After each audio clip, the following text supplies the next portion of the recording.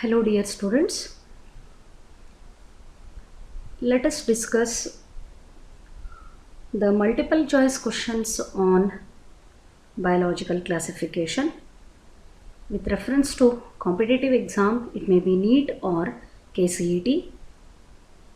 In the previous video I discussed about the multiple choice questions from the NCERT based multiple choice questions, and in this video I am going to discuss about the window to competitive exams. That means questions from the previous competitive exams.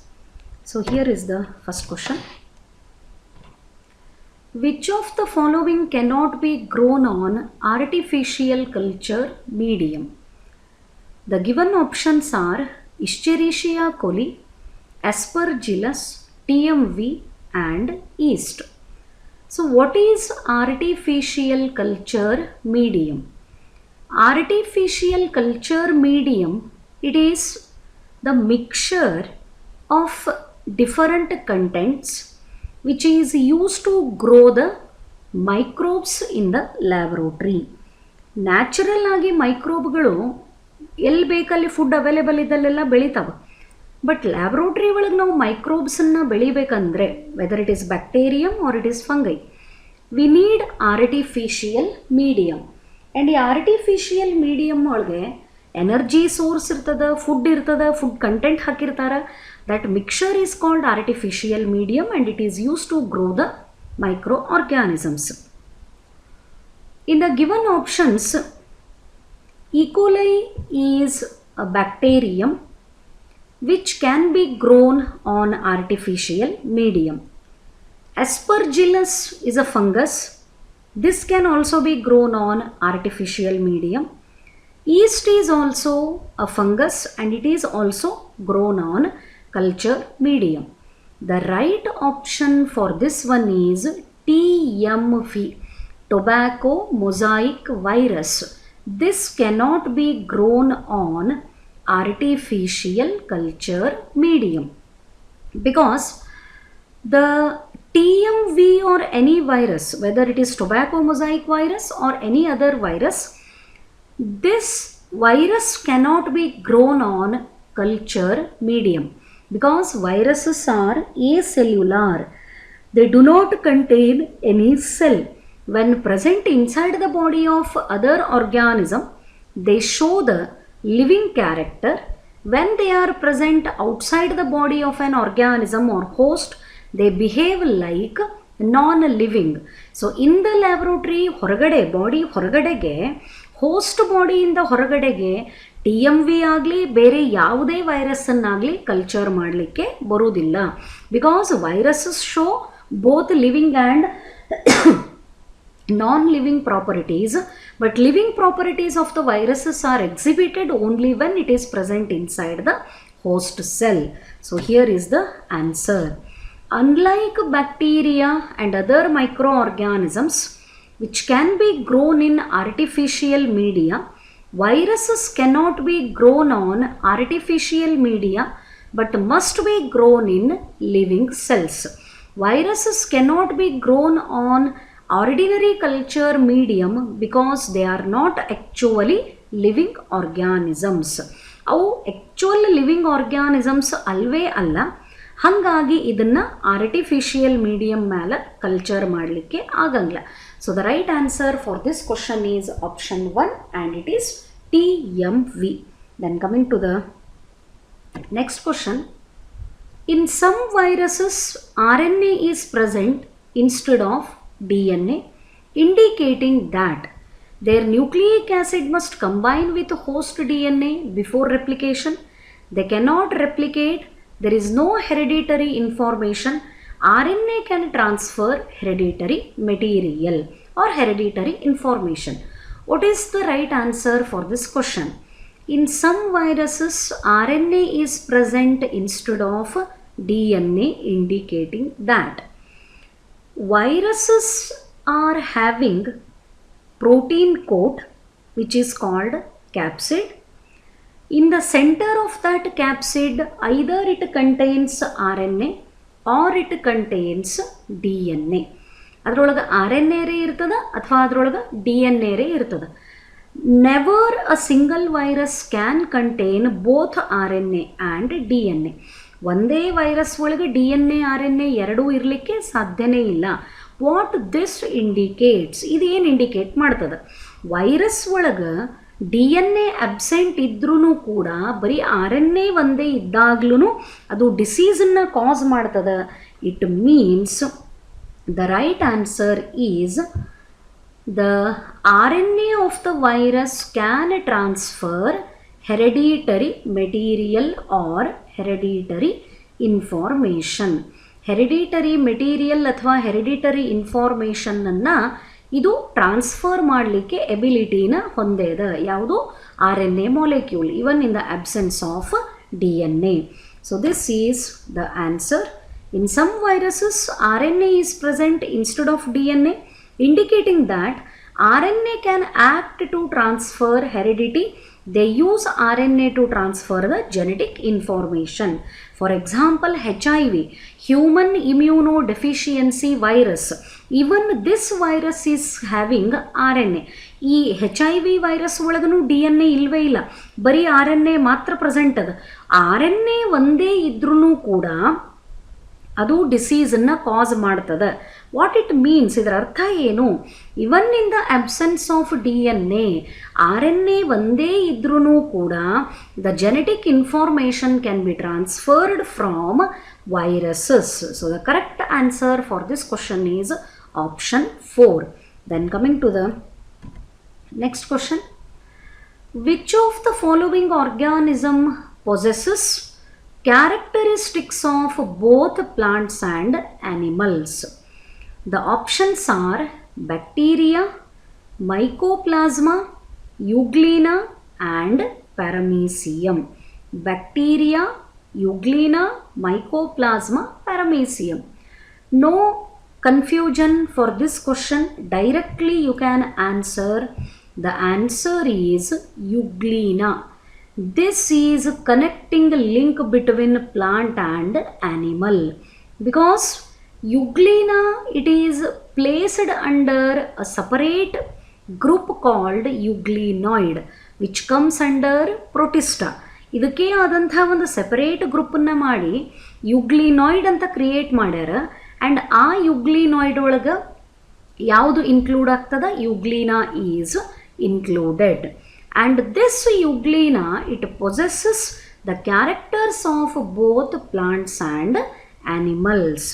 Here is the detailed information. What are the characters of euglena similar to plants, and what are the characters of euglena similar to animals? Euglena contains chlorophyll. Actually, presence of chlorophyll is the character of plants, but euglena can do the photosynthesis. But condition ಏನು? If light is available. It uses holotypic mode of nutrition if light is present.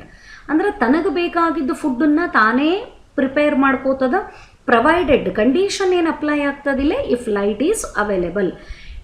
Possession of pyrenoid. What is this pyrenoid? The protein storing part of the chloroplast is called pyrenoid. Carbohydrate or food is stored in the form of starch granules. Carbohydrate ಅಥವಾ food ಯಾವುದರೇ ಒಂದು ಯಾವ form ಒಳಗೆ store ಆಗಿರ್ತದೆ? Starch granules form ಒಳಗೆ store ಆಗಿರ್ತದೆ. All these are the characters which indicate euglena as plant. ಈ chlorophyll ಇರೋದು, ಯುಗ್ಲಿನ ಫೋಟೋಸಿಂಥಸಿಸನ್ನು ಮಾಡೋದು, ಕ್ಲೋರೋಫಿಲ್ ಒಳಗೆ ಪೈರಿನಾಯ್ಡ್ ಇರೋದು, and food stored in the form of starch grains. All these are the characters indicate that euglena belongs to plants.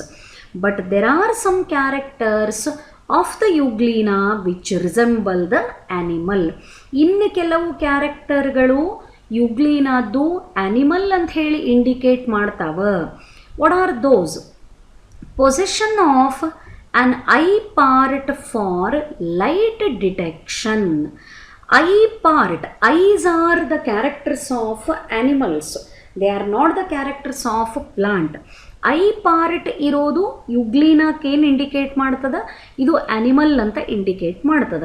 And presence of pellicle, it is flexible protein coat instead of cell wall. Cell wall ilve illa, body is not covered by cell wall. This one is the sufficient character to consider euglena as animal.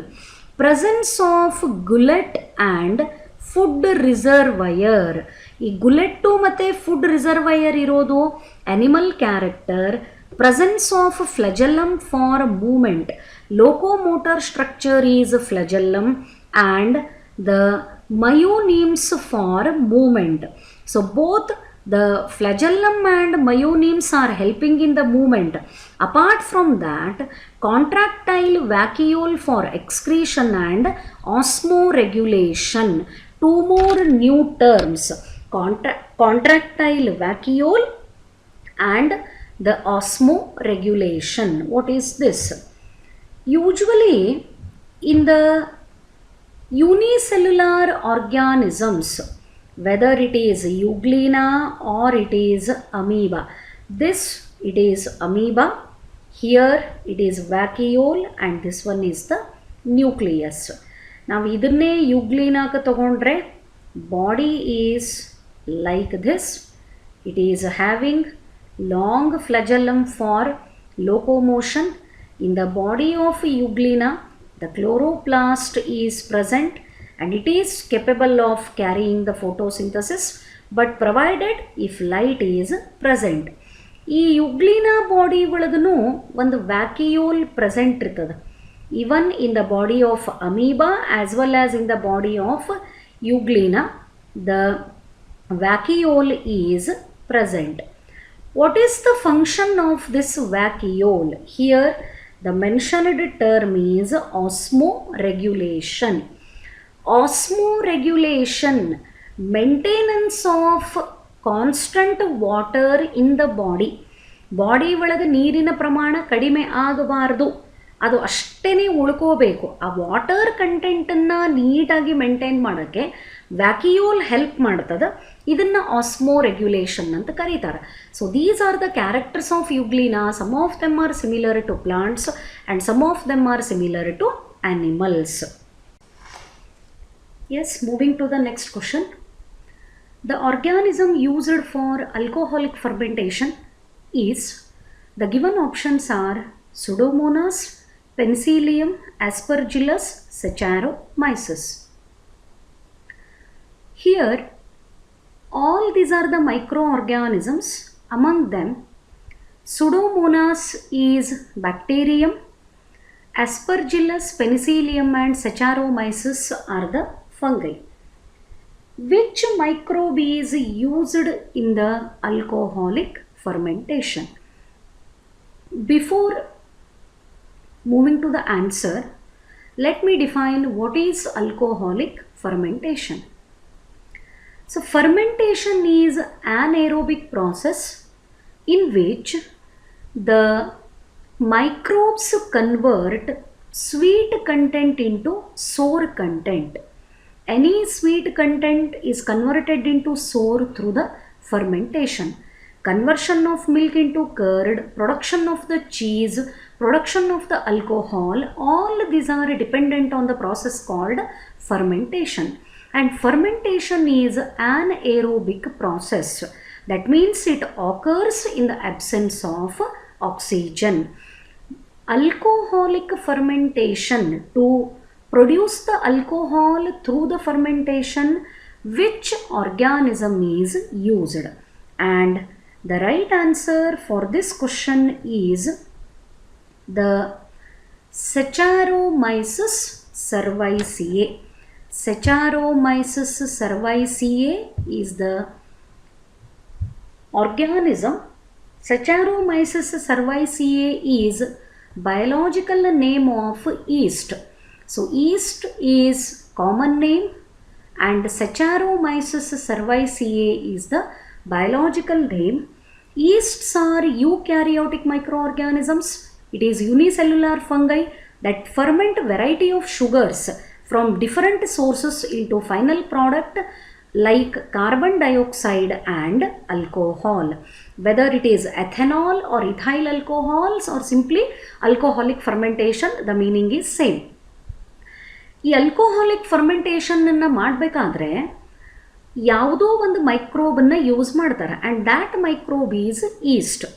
What is another product of alcoholic fermentation? Remember, during alcoholic fermentation, the carbon dioxide is also produced as final product. Along with the alcohol, that is ethyl alcohol, carbon dioxide is also produced as the final product. So the answer for this question is Saccharomyces, which is commonly known as yeast. The biological name of the yeast is nothing but Saccharomyces. Then moving to the next question. Which of the following is not correctly matched? Some diseases and the causal organism are given in the question. Among these, which one is not correctly matched? So here the direct answer, the name of the disease and the causal organism, covered smut of the barley is not caused by Ystilago nuda. This is the incorrectly matched pair in the given question. Then moving to the next one.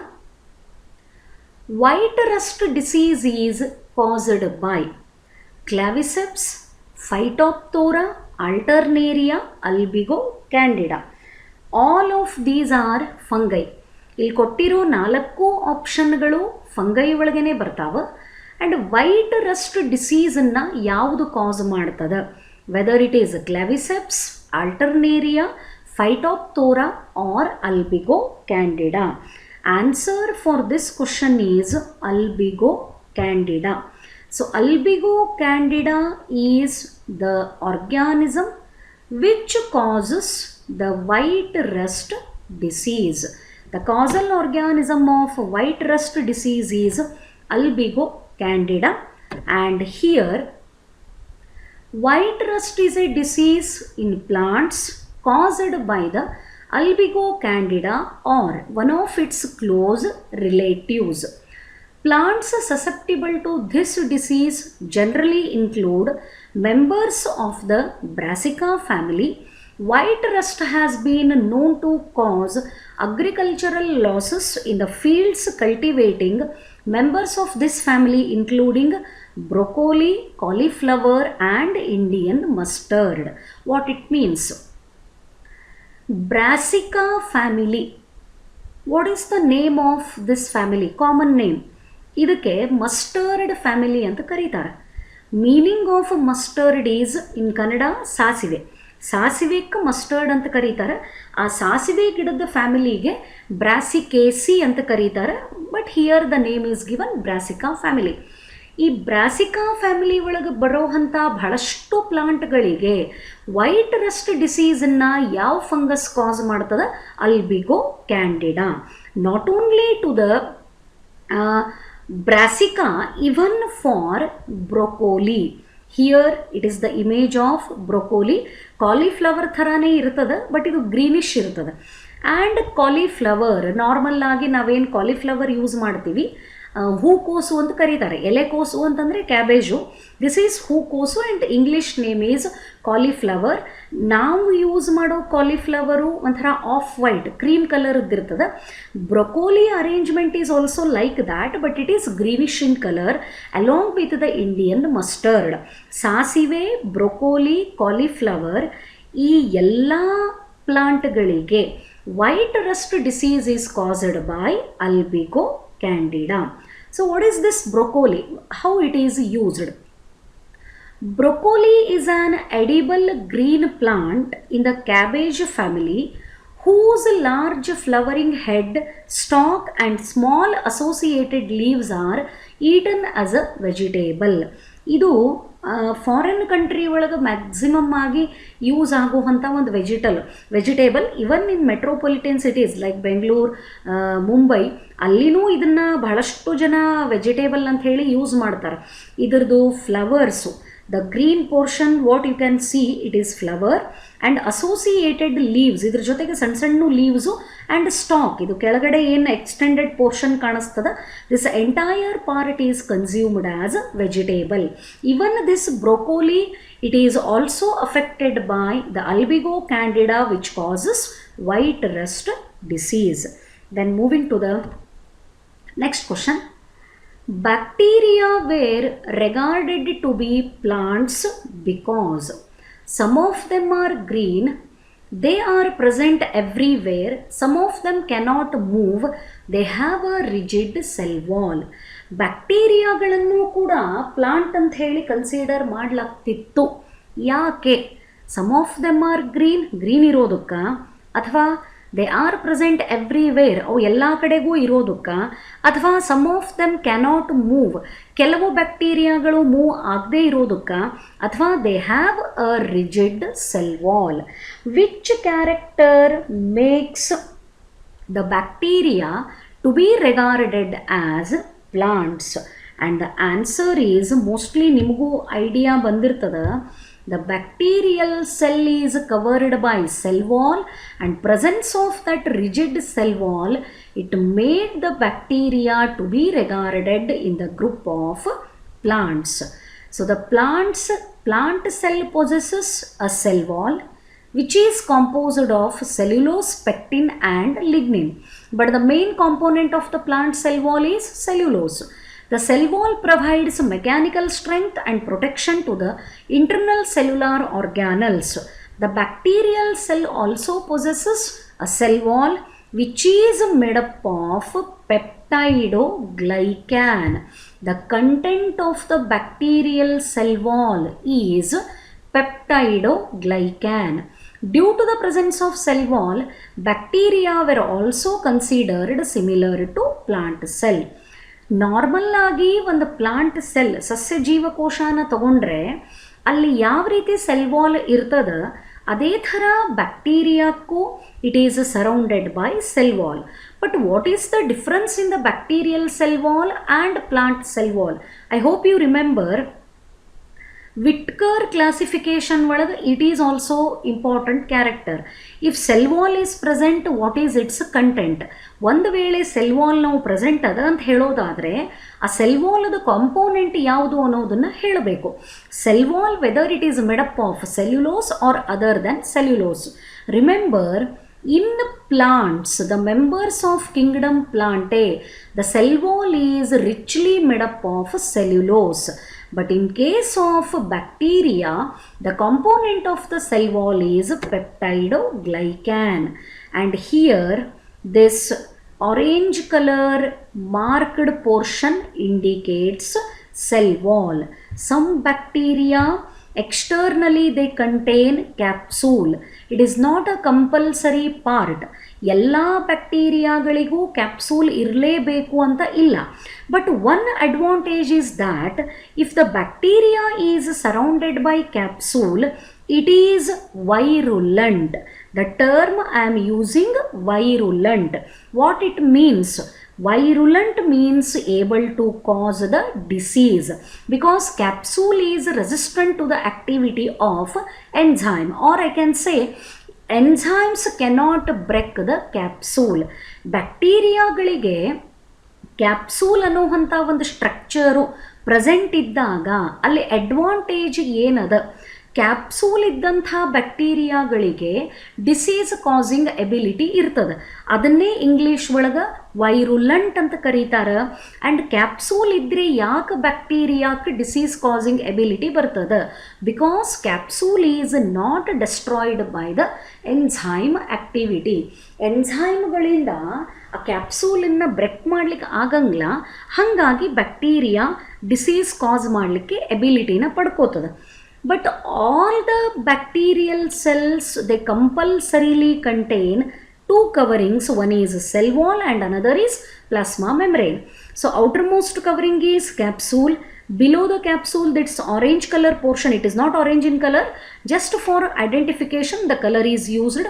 This is the cell wall, and below the cell wall, this green portion marked, it represents plasma membrane. Once again, I would like to repeat, all the bacteria do not contain capsule. If capsule is present, bacteria are considered as virulent. They are able to cause the disease as capsule is not destroyed by the enzyme. But capsule is not a compulsory structure for all the bacteria. So here the right answer is option 4. They have a rigid cell wall just like the plants, but the content of bacterial cell wall is completely different from that of content of the plant cell wall. Yes. Moving to the next character. An edible fungus is, already you have studied about kingdom fungi. ಅದರೊಳಗೆ ಎಷ್ಟು ನಮಗೆ harmful fungi ಅವ ಅಷ್ಟೇ useful ಫಂಗೈನೂ ಅವ. Because ಅದನ್ನು fermentation ಒಳಗೆ use ಮಾಡ್ತೀವಿ. ಆಗಲೇ ಹೇಳಿದೆ yeast during the explanation of fungi also I explained. ಈಸ್ಟನ್ನು ಈ ಬ್ರೆಡ್ ಆ್ಯಂಡ್ ಕೇಕ್ ಮಾಡೋಕ್ಕೆ ಯೂಸ್ ಮಾಡ್ತಾರೆ. Even bread and cake are also the products of fermentation. That is why they are so soft and puffy. ಅಷ್ಟು ಯಾಕೆ ಅವು ಮೆತ್ತಗಿರ್ತಾವ, ಉಬ್ಕೊಂಡಿರ್ತಾವು ಅಂತಂದ್ರೆ because ಡೋ ಅಂದರೆ ಹಿಟ್ಟಿನ ಕಲಸಿದಂಥ ಮುದ್ದೆ. That dough is subjected to fermentation. Aspergillus, Ustilago, Polyporus and Morchella. ಈ ನಾಲ್ಕರೊಳಗೆ all the 4 are fungi. Ustilago ಅಂತೂ ಸಂಬಂಧ ಇಲ್ಲೇ ಇಲ್ಲ because it causes the disease. Aspergillus is useful but not as edible fungus. Aspergillus ಒಂದು ಉಪಯೋಗಕ್ಕೆ ಬರೋ ಅಂಥ ಫಂಗಸ್ಸೇ, ಆದರೆ ಅದನ್ನು ತಿನ್ನಂಗಿಲ್ಲ. It is not a edible fungus. It is the source of citric acid. Aspergillus niger the complete species. ಈ Aspergillus Niger ಅನ್ನೋಂಥ ಒಂದು ಸ್ಪಿಸೀಸನ್ನು citric acid production, large scale production of the citric acid in the industries ಈ ಆಸ್ಪರ್ಜಿಲಸನ್ನು ಬಳಸ್ತಾರೆ. ಅಂದರೆ 2 option, whether Polyporus is the answer or Morchella is the answer. The answer for this question is Morchella. The edible fungus which is very commonly used as food item along with other material, it is Morchella. Morchella esculenta, complete name, commonly known as common morel. Already this I explained. Common morel ಅಂತ ಕರೀತಾರೆ, ಅಥವಾ ಬರೀ morel ಅಂತ ಕರೀತಾರೆ, yellow morel ಅಂತ ಕರೀತಾರೆ, true morel or morel mushroom. All these are the different names of Morchella esculenta, which is the edible fungus. One more thing I need to explain. It is also known as a sponge morel. It is a species of fungus in the Morchellaceae family. The name of the family to which Morchella esculenta belongs is Morchellaceae of the class Ascomycetes ಅಥವಾ Ascomycota. Phycomycetes, Ascomycetes, Basidiomycetes and Deuteromycetes. These are the 4 classes of fungi. Among them, Morchella, which is the edible fungus, it belongs to the class Ascomycota or Ascomycetes. It is one of the most readily recognized of all the edible mushrooms. Most readily recognized of all the mushrooms, yaudu? It is Morchella. Here you can see what is its nutritional content. One study determined the main nutritional component to be as follows on weight basis: dry protein 32.7%, fat 2%, fiber 17.6%, ash 9.7% and carbohydrate highest 38%. This is the nutritional component of the Morchella according to one study. ಯಾವುದೋ ಒಂದು group ಮಾಡಿದಂಥ study ಒಳಗೆ ಬಂದಂಥ analysis ಇದು. And this is the image. This is the image of Morchella. It looks very porous. ಇವೆಲ್ಲ holes ಥರ ಕಾಣಿಸ್ತವ. That is why it is also called sponge morel. It is a little bit yellowish in shade. It is commonly known as yellow morel. And edible fungus, ಈ ಕೊಟ್ಟಂಥ options ಒಳಗೆ right answer is Morchella. Then moving to next question.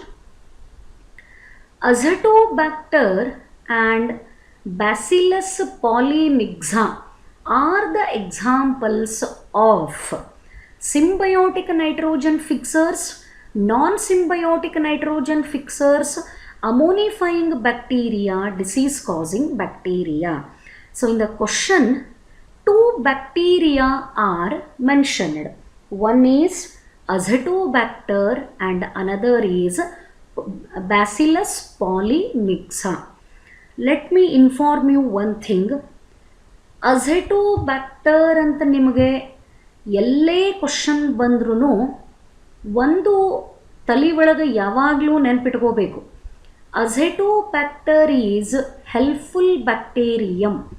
ಇದು useful bacterium. ಏನು ಮಾಡ್ತದೆ? Most of the bacteria and cyanobacteria they are able to fix the atmospheric nitrogen. ಕೆಲವು ಬ್ಯಾಕ್ಟೀರಿಯಾಗಳು ಮತ್ತು ಸೈನೋಬ್ಯಾಕ್ಟೀರಿಯಾಗಳಿಗೆ ಸ್ಪೆಷಾಲಿಟಿ ಏನದ? They are able to fix the atmospheric nitrogen. Nitrogen ವಾತಾವರಣದೊಳಗಿರೋವಂಥ ಸಾರಜನಕನ ಫಿಕ್ಸ್ ಮಾಡೋಕ್ಕೆ ಇವಕ್ಕೆ ಕೆಪಾಸಿಟಿ ಅದ. But Azotobacter is free living bacterium. Keep this in your mind. Azotobacter without any association with any organism, ಬೇರೆ ಆರ್ಗ್ಯಾನಿಸಮ್ಗಳ ಜೊತೆಗೆ ಇದು ಸೇರ್ಕೊಳ್ಳೋದಿಲ್ಲ. ಇಂಡಿಪೆಂಡೆಂಟ್ ಆಗಿ ಸಾಯಿಲ್ ಒಳಗಿರ್ತದ. And without any association with any other organism it is able to fix the atmospheric nitrogen. So ಇಲ್ಲೇ ಎರಡು option ಅಂತೂ ಇಲ್ಲೇ ಇಲ್ಲ. ಎಲ್ಲ ಸೆಂಟೆನ್ಸಸ್ಸು ಕಾಮನ್ ಅವ. ಸಿಂಬಯೋಟಿಕ್ ಅಂತ ಒಂದು ಆಪ್ಷನ್ ಅದ, ನಾನ್ ಸಿಂಬಯೋಟಿಕ್, ಅಮೋನಿಫೈಯಿಂಗ್, ಡಿಸೀಸ್ ಕಾಸಿಂಗ್. ಇದರೊಳಗೆ ಇವೆರಡೂ ಅಂತೂ ಅಲ್ವೇ ಅಲ್ಲ. ಅಮೋನಿಫೈಯಿಂಗೂ ಅಲ್ಲ, ಡಿಸೀಸ್ ಕಾಸಿಂಗೂ ಅಲ್ಲ, ಸಿಂಬಯೋಟಿಕ್ಕೂ ಅಲ್ಲ. ನಾನು ಆಗಲೇ ಹೇಳಿದೆ, Azotobacter do not show any type of the association with the organisms. ಅಂದರೆ ಬೇರೆ ಆರ್ಗ್ಯಾನಿಸಮ್ಗಳ ಜೊತೆಗೆ ಇದು ಕಂಬೈನ್ ಆಗುವುದಿಲ್ಲ. ಅಂದರೆ ಏನಾಯಿತು answer? Azotobacter and Bacillus polymyxa are examples of non symbiotic nitrogen fixers. Non-symbiotic, without showing symbiotic association with any organism or any plant, they are fixing the atmospheric nitrogen. Then question is, this is Azotobacter and this is the Bacillus polymyxa. ಇದು red ಕಲರ್ದೇನು bacterial image ಅದ, ಇದು Bacillus polymyxa and this is of Azotobacter. ಇವೆರಡೂ ನೈಟ್ರೋಜನನ್ನು ಹೆಂಗೆ fix ಮಾಡ್ತಾವಂತ ಹೇಳಿದೆ? Both of them are fixing the nitrogen but in non symbiotic association. Non symbiotically, not combining with any other organism. Then question is there any bacterium which is fixing the atmospheric nitrogen in the symbiotic association? ಮತ್ತು ಇಲ್ಲಿ ನಾನ್ symbiotic ಅಂತ ನಾವು specification ಕೊಡೋದ್ರಿಂದ question ಏನು ಬರ್ತದೆ? ಬೇರೆ ಯಾವರೇ bacteria symbiotic association ಒಳಗೆ ನೈಟ್ರೋಜನನ್ನು ಫಿಕ್ಸ್ ಮಾಡ್ತಾವೇನು? Yes, answer is yes. Rhizobium, it is a bacterium which is found in the roots of leguminous plants. For example, the members of family Leguminosae. ಈ pea plant ಇರಬಹುದು ಅಥವಾ ಹೆಸರು ಕಾಳು, ಈ ಥರದ್ದು ಲೆಗ್ಯೂಮಿನೋಸೆ ಒಳಗೆ ಯಾವ ಬರ್ತಾವ ಅದರದ್ದು ರೂಟ್ ಜೊತೆಗೆ ಈ ರೈಝೋಬಿಯಂ ನಾಡ್ಯೂಲ್ಗಳನ್ನು ಫಾರ್ಮೇಷನ್ ಮಾಡ್ತದೆ. How it appears? See, if this is the root of leguminous plant, ಇದು ಲೆಗ್ಯೂಮಿನಸ್ ಪ್ಲಾಂಟ್ದು ರೂಟ್ ಅಂತ ತಿಳ್ಕೊಳ್ಳೋಣ. ಇದಕ್ಕೆ ಅಲ್ಲೆಲ್ಲಿ ಈ ಥರ ಗಂಟುಗಳಾಗಿರ್ತಾವೆ. And these structures are not like structures are called nodules, and these nodules are produced because of rhizobium. ಈ rhizobium ಆ ನಾಡ್ಯೂಲ್ ಒಳಗಡೆಗೆ ಸೇರ್ಕೊಂಡಿರ್ತದೆ, ಈ ಥರ ಗಂಟಾಗಿರ್ತಾವ. And due to the presence of rhizobium the nitrogen is fixed. But rhizobium fixes the nitrogen in symbiotic association with the leguminous plants. Non-symbiotic nitrogen fixers are Azotobacter, ಇನ್ನೂ ಒಂದು ಬರ್ತದೆ Azospirillum, one more is Bacillus polymixa. Whereas symbiotic association fixing of the nitrogen is rhizobium with the roots of leguminous plants. Then moving to the next question. Sex factor in bacteria is, this is completely new question, means about this one there is no explanation in the NCERT part, but CBSE 96 in the year 96 ಆ question paper ಒಳಗೆ ಇದು ಬಂದಂಥದ್ದು. Sex factor in bacteria ಯಾವುದು? Chromosomal replicon, F replicon, RNA, sex pilus. In the bacteria, there is no gender differentiation as male or female. ಬ್ಯಾಕ್ಟೀರಿಯಾಗಳನ್ನು gender wise differentiation ಮಾಡಂಗಿಲ್ಲ. ಯಾವುದನ್ನು male bacteria female bacteria ಅಂತ ಕರೆಯುವುದಿಲ್ಲ. But the bacteria are also undergoing sexual reproduction. This is very interesting. Bacteria, even though they are microscopic organisms, but they are reproducing by asexual method, by vegetative method as well as by sexual method. ಈ sexual reproduction ನಡೀತಿರಬೇಕಾದ್ರೆ ಎರಡು ಥರದ ಬ್ಯಾಕ್ಟೀರಿಯಾಗಳನ್ನು recognise ಮಾಡ್ತದೆ. ಒಂದು F plus, ಇನ್ನೊಂದು F minus. And here the correct answer for this question is F replicon. That F stands for fertility. F ಅನ್ನೋದು ಏನು meaning ಕೊಡ್ತದೆ? Fertility ಅನ್ನೋ ಅಂಥ ಮೀನಿಂಗ್ ಕೊಡ್ತದೆ. And fertile means able to undergo the reproduction. ಈಗ ಮ್ಯೂಲಿಗೆ ನಾವು ಇನ್ಫರ್ಟೈಲ್ ಅಂತ ಹೇಳ್ತೀವಿ. ಇನ್ಫರ್ಟೈಲ್ ಅಂದ್ರೆ ಮೀನಿಂಗ್ ಏನು? Unable to undergo the reproduction. Like that F stands for fertile. Fertile means able to undergo the reproduction. So here I have selected some images to show what is this F replicon. The fertility factor first named as F by one of its discoverer, Ether Lederberg, also called sex factor in E. coli or F sex factor, also called F plasmid. ಲೇಡರ್ಬರ್ಗನು biologist ಏನು ಮಾಡಿದರು? Bacteria ಒಳಗಿರೋ ಅಂಥ ಈ fertility ಫ್ಯಾಕ್ಟರನ್ನು first time F ಲೆಟರ್ಲೆ denote ಮಾಡಲಿಕ್ಕೆ start ಮಾಡಿದರು. ಇದಕ್ಕೆ ಸೆಕ್ಸ್ ಫ್ಯಾಕ್ಟರ್ ಅಂತಲೂ ಕರೀತಾರೆ, ಎಫ್ ಸೆಕ್ಸ್ ಫ್ಯಾಕ್ಟರ್ ಅಂತಲೂ ಕರೀತಾರೆ, ಎಫ್ ಪ್ಲಾಸ್ಮಿಡ್ ಅಂತಲೂ ಕರೀತಾರೆ.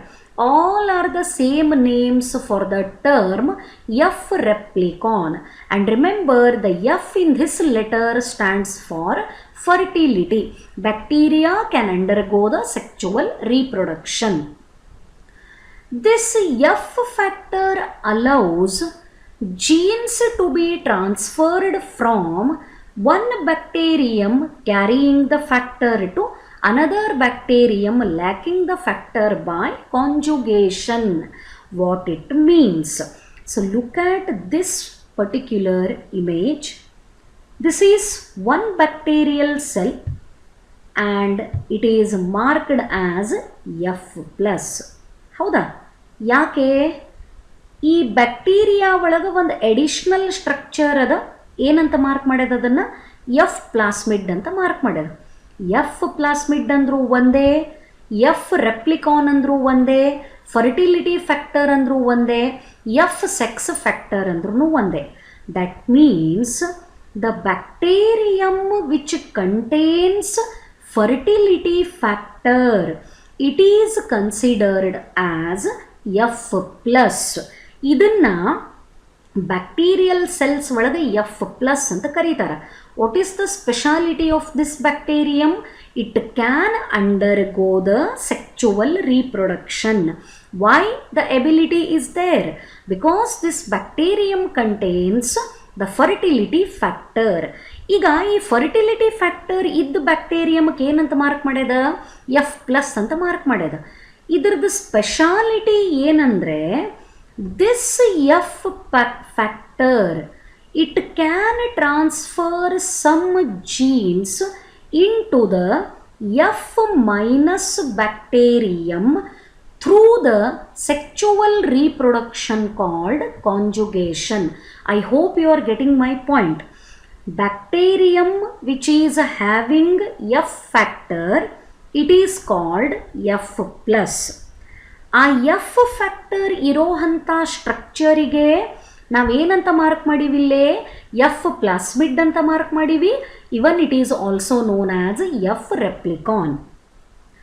ಈ F ಪ್ಲಾಸ್ಮಿಡ್ ಅಥವಾ F ರೆಪ್ಲಿಕಾನಿಗೆ ಏನು ಕೆಪಾಸಿಟಿ ಅದ? ಈ F ಪ್ಲಾಸ್ಮಿಡ್ಡು ತನ್ನ ಕೆಲವು ಭಾಗಗಳನ್ನು, ಅಂದರೆ DNA ಭಾಗಗಳನ್ನು, part of the DNA is called gene. ಅನುವಂಶೀಯ ಲಕ್ಷಣಗಳು ಇರುವಂಥ ಭಾಗಗಳಿಗೆ ಜೀನ್ಸ್ ಅಂತ ಕರೀತಾರೆ. ತನ್ನ ಭಾಗಗಳನ್ನು ಕಾಂಜುಗೇಷನ್ ಅನ್ನೋ ಪ್ರಾಸೆಸ್ ಮುಖಾಂತರ ಎಲ್ಲಿ ಟ್ರಾನ್ಸ್ಫರ್ ಮಾಡ್ತದ? That is transferred to the F-. So look at the image.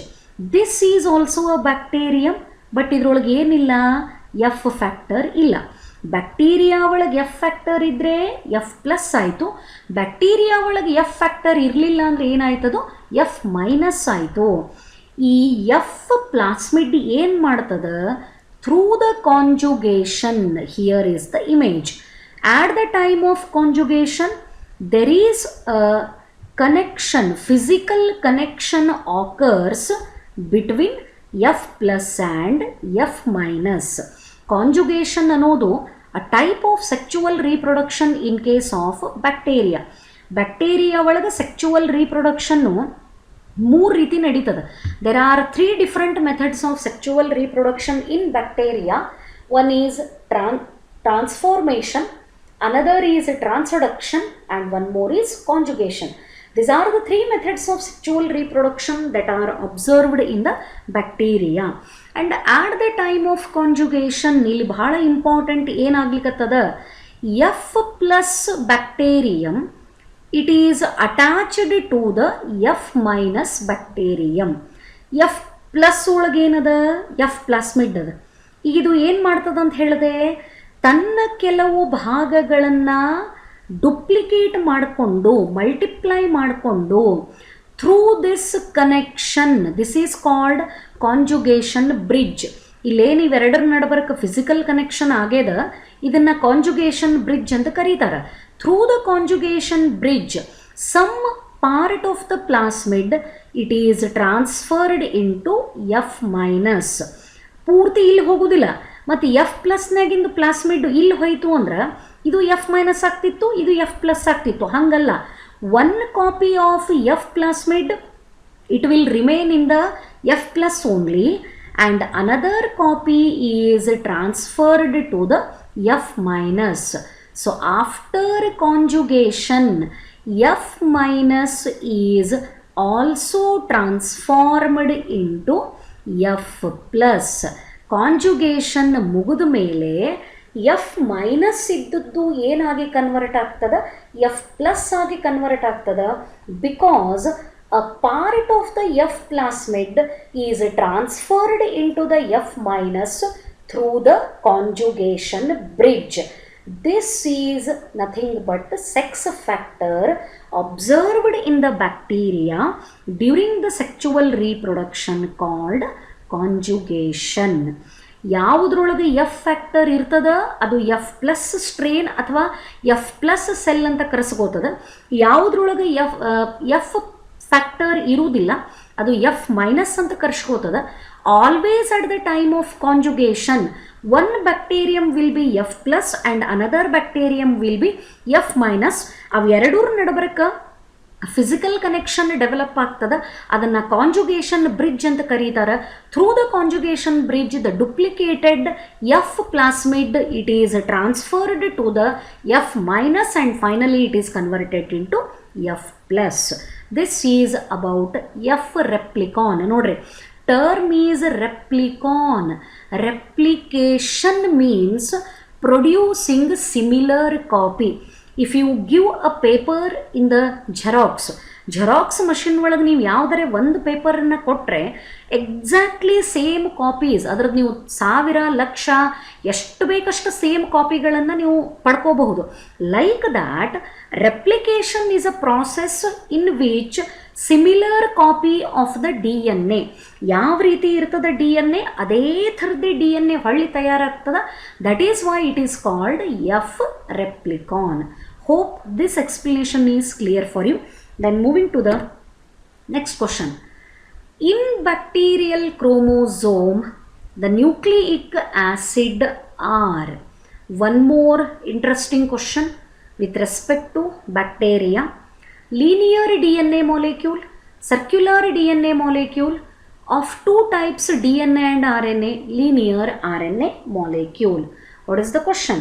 In bacterial chromosome, the nucleic acids are. Before moving to the right answer, let me inform you, both DNA and RNA are the nucleic acids. DNA ಮತ್ತು RNA ಎರಡಕ್ಕೂ nucleic acid ಅಂತಲೇ ಕರೀತಾರೆ. ಇಲ್ಲೇ linear ಅಂತ option ಅದ. What it means, if the DNA is like this, straight ಆಗಿ ಈ ಥರ ಸುರುಳಿ ಹೊಡ್ಕೊಂಡಿದ್ದಿದ್ರೆ ಇದನ್ನು ಲೀನಿಯರ್ ಅಂತ ಕರೀತಾರೆ. ಈ ಕಡೆಗೆ ಸರ್ಕ್ಯುಲರ್ ಅಂತ ಎರಡನೇ ಪಾಯಿಂಟ್ ಅದ. This will be the appearance of DNA, like this are like this. ಇನ್ನೊಂದು ನೆನ್ಪಿಟ್ಕೋಬೇಕು, DNA is always made up of 2 strands. ಅದರೊಳಗೆ ಒಂದೇ ಚೈನ್ ಇರುವುದಿಲ್ಲ, ಡಬಲ್ ಸ್ಟ್ರ್ಯಾಂಡೆಡ್, ಯಾವಾಗಲೂ 2 ಚೈನ್ ಇರ್ತದೆ. And linear, whether it is DNA or RNA molecule ಹಿಂಗೆ straight ಇದ್ದರೆ ಅದನ್ನು linear ಅಂತ ಕರಿಬೇಕು. ಈ ಥರ ಹಿಂಗೆ ಫೋಲ್ಡೆಡ್ಡು ಅಥವಾ ಎಕ್ಸಾಕ್ಟ್ಲಿ ಹಿಂಗೆ ಸ್ಪೆರಿಕಲ್ ಇದ್ದರೆ ಇದನ್ನು ಸರ್ಕ್ಯುಲರ್ ಅಂತ ಕರಿಬೇಕು. Then question is, in bacterial chromosome the nucleic acids are, how they appear. Remember, in the bacterial chromosome the nucleic acids are circular DNA molecule. Linear ಇರುವುದಿಲ್ಲ. Bacterium is a prokaryote and ಇದ್ರೊಳಗೆ the double stranded circular DNA is present. Yes, it is the exact image. This is the bacterial chromosome. ಈ bacterial chromosome ಹೆಂಗೆ ಕಾಣಿಸ್ಲಿಕ್ಕತ್ತದ, circular, and these are the plasmid. So plasmid ಅವ ಅಂದ್ರೆ ಈ ಬ್ಯಾಕ್ಟೀರಿಯಾಕ್ಕೆ ನಾವೇನಂತ ಕರಿಬೇಕಾಗ್ತದೆ, F plus, because this is having fertility factor. So bacterial chromosome is in the form of circular DNA molecule. And remember, not closed by any nuclear membrane, because bacteria belongs to kingdom Monera and all the members of kingdom Monera are prokaryotic in nature. So answer is circular DNA molecule. Then moving to next question. Influenza virus has already ಈ Covid ವೈರಸ್ಸೇ ಒಂದು ದೊಡ್ಡ ಪ್ರಾಬ್ಲಮನ್ನು create ಮಾಡ್ಯದ. ಇನ್ನೂ ಒಂದು virus ಬಗ್ಗೆ ತಿಳ್ಕೊಳ್ಳೋಣ. Influenza virus has. Influenza virus ಒಳಗೆ genetic material ಯಾವುದು ಅಂತ ಪ್ರಶ್ನೆ. DNA, RNA, both DNA and RNA, only protein and no nucleic acid. ಇಲ್ಲೇ third and fourth are not the options. ಯಾಕೆ? If you take any virus, whether it is influenza, whether it is corona, whether it is HIV or it is TMV, tobacco mosaic virus, always viruses are made up of both protein as well as nucleic acid. ನೀವು ಯಾವುದೇ ವೈರಸ್ಸನ್ನು ತಗೊಂಡ್ರೆ outer part of the virus is made up of protein which is called capsid and central part is represented by the nucleic acid and it is either DNA or RNA. So what is the third option? Both DNA and RNA ಅಂತ option ಅದ. ಇದು complete wrong ಆಯಿತು, ಕನ್ಸಿಡರೇ ಆಗಲ್ಲ. Only protein and no nucleic acid 100% wrong. ಯಾಕೆ?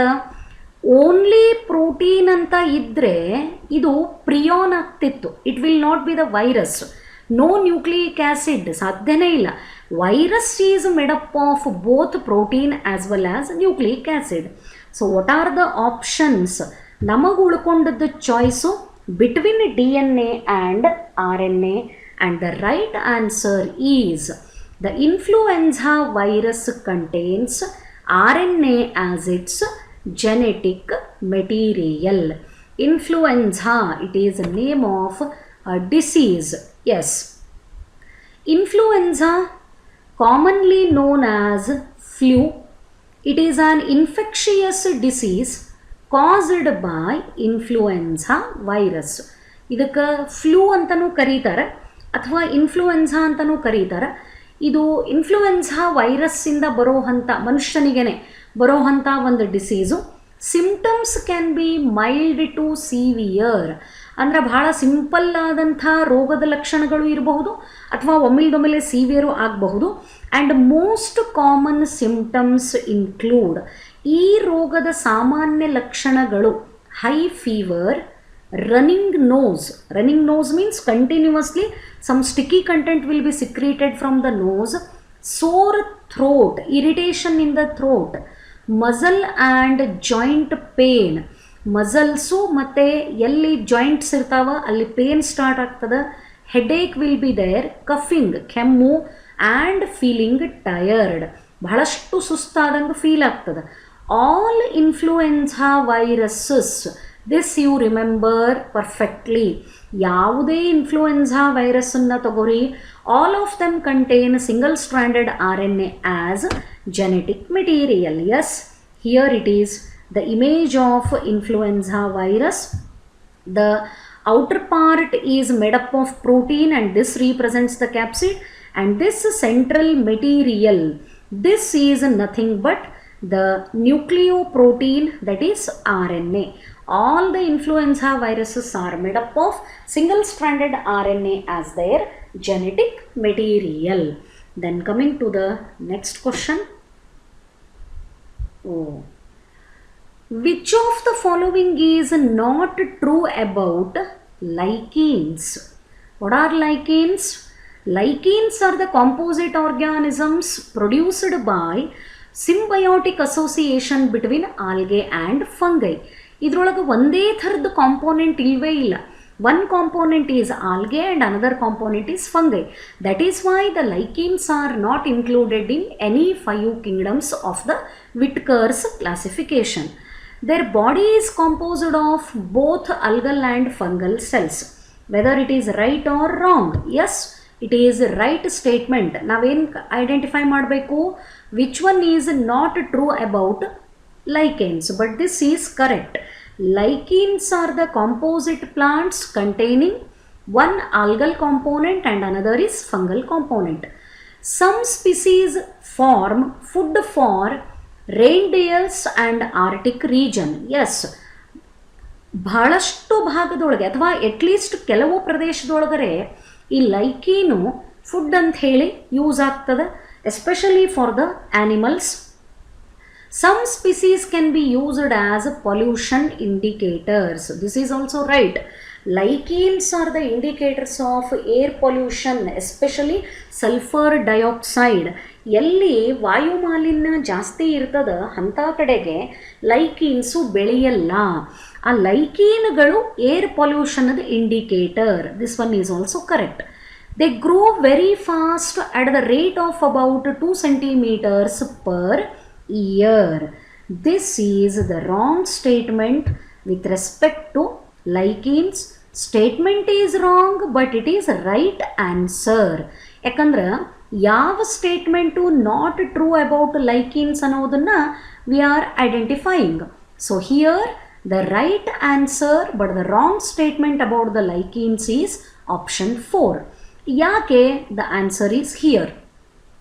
Study on lichen growth shows that most species in temperate areas grow 0.5 to 8 millimeter in a year, not in centimeter, and that both seasonal and annual variation is large. Availability of the moisture and temperature has the greatest effect on the growth. Lichens ಈ ಆಪ್ಷನ್ನಾಗ ಏನದ? They grow very fast at the rate of 2 centimeters per year, but it is not like that. 0.5 to 8 millimeter in a year, because ಈ ಲೈಕೀನ್ಗಳೊಳಗೆ ಎರಡು component ಅವ. One is algae and another is fungi. Both of them are greatly affected by environmental factors such as availability of the moisture and temperature. ಇವೆರಡೂ ಫ್ಯಾಕ್ಟರ್ಗಳು ಲೈಕೀನ್ದ ಡೆವಲಪ್ಮೆಂಟನ್ನು ಬಹಳಷ್ಟು control ಮಾಡ್ತಾವ and influence ಮಾಡ್ತಾವ. Therefore the average growth of the lichens per year is 0.5 to 8 millimeter. This is the answer. Then moving to next question. Antibiotics are mostly obtained from. What is antibiotic? It is the chemical content obtained from one microorganism used to control the growth or kill other disease causing microorganism. Antibiotics. ಈ antibiotic ಅನ್ನೋ term ನೀವು already kingdom fungi ಒಳಗೆ study ಮಾಡಿದಂಥದ್ದು. Penicillium, it is the source of antibiotic penicillin. The first discovered antibiotic ಯಾವುದು ಅಂತಂದರೆ penicillin. ಈ penicillin ಅನ್ನೋ ಆಂಟಿಬಯೋಟಿಕ್ನ Penicillium notatum ಅನ್ನೋ ಒಂದು ಫಂಗಸ್ಸಿಂದ ಎಕ್ಸ್ಟ್ರಾಕ್ಟ್ ಮಾಡ್ಕೋತಾರೆ. Not only fungi, even bacteria are also used for the extraction or the production of antibiotics in a large scale. ಇಲ್ಲೇ ಬ್ಯಾಕ್ಟೀರಿಯಾನ ಜಾಸ್ತಿ antibiotic produce ಮಾಡೋಕ್ಕೆ ಯೂಸ್ ಮಾಡ್ಕೋತಾರೋ ಅಥವಾ ಫಂಗೈನ ಯೂಸ್ ಮಾಡ್ಕೋತಾರೋ ಅಂದರೆ ಎರಡು ಆನ್ಸರ್ಸು ಇಲ್ಲೇ out of the competition. Angiosperm is not the answer, this is removed. ಇದು ನಮ್ಮ ಆನ್ಸರಿಗೆ related ಅಲ್ವೇ ಅಲ್ಲ, ವೈರಸ್ಸಿಗಂತೂ ಸಂಬಂಧನೇ ಇಲ್ಲ. ಅಂದ್ರೆ ನಮ್ಮ ಆನ್ಸರ್ ಬ್ಯಾಕ್ಟೀರಿಯಾರೇ ಇರಬೇಕು ಅಥವಾ ಫಂಗೈಯರೇ ಇರಬೇಕು. ದಟ್ಸ್ ವಾಟ್ ನೀವು ಏನು ಮಾಡಬೇಕು, when you read any particular topic or any small paragraph, try to understand every term of that paragraph very clearly so that you can answer without any effort. 4 option ಒಳಗೆ ಎಲ್ಲ ಒಂದು correct ಇರಲ್ಲ. ಕೆಲವೊಂದು ಸರಿ ಈ ಸ್ಟೇಟ್ಮೆಂಟ್ ಟೈಪ್ ಆಫ್ ಕ್ವಶನ್ಸ್ ಒಳಗೆ ಅದರ possibility ಅದ. ಬಟ್ ಈ ಥರದ ಕ್ವಶನ್ಸ್ ಬಂದಾಗ ಡೆಫಿನೆಟ್ಲಿ ರಾಂಗ್ ಇದ್ದದ್ದು ಮೊದಲು ರಿಮೂವ್ ಮಾಡ್ಕೊಂಡ್ಬಿಡಬೇಕು ಮೈಂಡಿಂದ. Now the 2 options left, bacteria and fungi. Actually both of them are used for the production of antibiotics. But question ಏನದ, antibiotics are mostly obtained from. The answer is bacteria. Of course fungi are also used, but bacteria are the mostly used for the extraction of the antibiotics. So here I have given the definition of antibiotics. The antibiotics are the substances produced by natural metabolic processes of spore forming aerobic bacteria and fungi as their natural defense against other microorganisms. ಆಂಟಿಬಯೋಟಿಕ್ಗಳನ್ನು spore producing aerobic bacteria and fungi produce ಮಾಡ್ತಾವೆ. ಇದನ್ನು actually ಅವು ತಮ್ಮ ಡಿಫೆನ್ಸಿಗೆ ಬೇರೆ ಯಾವುದನ್ನು ಸಾಯಿಸಬೇಕು ಅಂತ ಮಾಡ್ಕೊಂಡಿರಲ್ಲ, ತಮ್ಮಷ್ಟಕ್ಕೆ ತಾವು defence purpose ರಕ್ಷಣೆ ಮಾಡ್ಕೊಳ್ಳಿಕ್ಕೆ ಅದ್ರ ಬಾಡಿ ಒಳಗೆ ಪ್ರೊಡ್ಯೂಸ್ ಆಗ್ತದೆ. But these antibiotics are very regularly used in the field of medicine to control other disease causing organism. And here is the answer, bacteria. So moving to the next question. In bacteria, the site of respiratory activity is found in episome, microsome, ribosome. First question is whether the bacteria show the respiration or not. Yes, bacteria are showing the respiration. Aerobic respiration, bacteria ಒಳಗೆ respiration ಆದರೆ ಅದು ಎಲ್ಲಿ ಆಗ್ತದೆ? Answer is ribosome ಅಂತೂ ಅಲ್ವೇ ಅಲ್ಲ, because ribosome is concerned with the production of proteins. ಪ್ರೋಟೀನ್ಗಳನ್ನು ತಯಾರು ಮಾಡುವಂಥ ಒಂದು ಸೆಲ್ ಆರ್ಗ್ಯಾನಲ್ಲಿ ರೈಬೋಸೋಮ್ ಅಂತ ಕರೀತಾರೆ. ಇಲ್ಲೇ right answer for this question is cell membrane bar mesosome, because mesosome is produced from cell membrane itself. First I will show the mesosome, then I will go for the explanation. This is the bacterial cell. Outermost covering is cell wall. ನೋಡ್ರಿ ಇದರೊಳಗೆ capsule ಇಲ್ಲ, ಅದಕ್ಕೆ ಆವಾಗಲೇ ಹೇಳಿದೆ capsule is not the compulsory structure for all the bacteria. And this is bacterial chromosome and this one is plasma membrane. ಈ plasma ಮೆಮ್ರೇನ್ದಿಂದ ಇಲ್ಲೊಂದು it is very clear here, plasma ಮೆಮ್ರೇನ್ದಿಂದನೇ ಒಂದು ಕಪ್ ಥರದ್ದು ಸ್ಟ್ರಕ್ಚರ್ ಪ್ರೊಡ್ಯೂಸ್ ಆಗ್ಯದ. ಈ cup ಥರದ ಸ್ಟ್ರಕ್ಚರ್ಗೆನೆ ಏನಂತ ಕರೀತಾರೆ? It is called ಮೀಸೋಸೋಮ್. So cell membrane is nothing but plasma membrane. ಆ ಪ್ಲಾಸ್ಮಾ ಮೆಮ್ರೇನ್ದಿಂದನೇ ಒಂದು ಕಪ್ ಲೈಕ್ ಸ್ಟ್ರಕ್ಚರ್ ಪ್ರೊಡ್ಯೂಸ್ ಆಗ್ತದೆ. And that cup-like structure is called mesosome, which is the site of respiratory activity. Respiratory activity ಇದು site ಯಾವುದು ಅಂತಂದ್ರೆ it is mesosome. Then question is, what is mesosome? Mesosomes are the folded invasions in the plasma membrane of bacteria which are produced by the chemical fixation technique. Plasma ಮೆಮ್ರೇನದಿಂದ ಒಂದು fold ತಯಾರಾಗ್ತದೆ, invaginations, they are nothing but foldings. ಈ plasma ಮೆಮ್ರೇನದು folding ಎದರಲ್ಲೇ produce ಆಯಿತು? By the chemical fixation technique. ಇದಕ್ಕೇನಂತ ಕರೀತಾರೆ? Mesosome ಅಂತ ಕರೀತಾರೆ. And this is the structure of mesosome produced from plasma membrane which is the site of respiratory activity. Then moving to the next question. Yes. Which one of the following sets include bacterial diseases? ಒಂದಿಷ್ಟು ಡಿಸೀಸ್ಗಳ ಹೆಸರುಗಳನ್ನು ಇಲ್ಲಿ mention ಮಾಡ್ಯದ. ಇದ್ರೊಳಗೆ this is from AIMS question paper in the year 97. ಇದು ಬಹಳ ಸರಿ repeat ಆದಂತಹ ಪ್ರಶ್ನೆನೂ ಕೂಡ. Which one of the following sets include the bacterial diseases? Cholera, typhoid, mumps, ಮಂಗ್ಯಾನ್ ಬಾವು ಅಂತ ಕರೀತಾರಲ್ಲ, that is mumps. Tetanus, tuberculosis, TB and measles. Malaria, mumps, poliomyelitis. Poliomyelitis is nothing but simple polio. Diphtheria, leprosy, plague. All these are the diseases. But ಇದರೊಳಗೆ 3 ಡಿಸೀಸ್ಗಳು ಬ್ಯಾಕ್ಟೀರಿಯಾದಿಂದನೇ cause ಆಗಿರಬೇಕು. Bacteria should be the causal organism for all the 3 diseases. ಅಂಥದ್ದು ಯಾವುದದ? The answer for this question is diphtheria, leprosy. Leprosy ಅಂದರೆ ಕುಷ್ಠರೋಗ. Diphtheria, leprosy and plague are caused by bacteria. Here is one big list.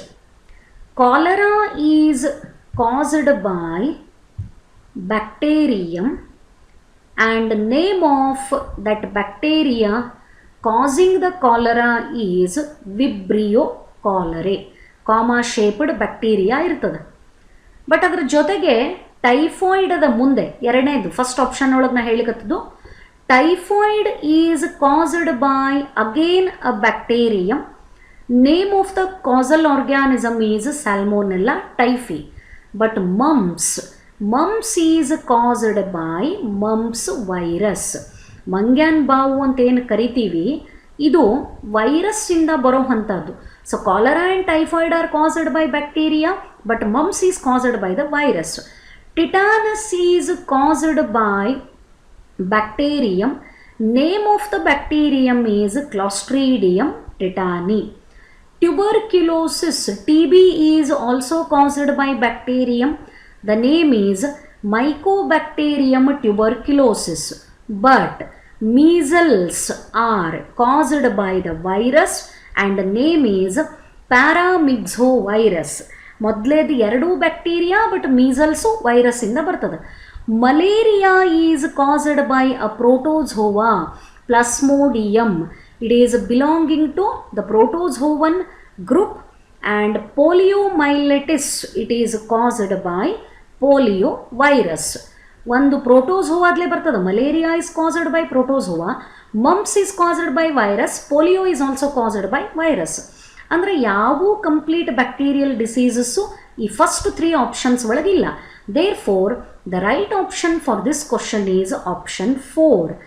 ಡಿಪ್ತೀರಿಯಾ is an infection caused by Corynebacterium diphtheria, causal organism. Leprosy is caused by Mycobacterium leprae. Try to remember the names.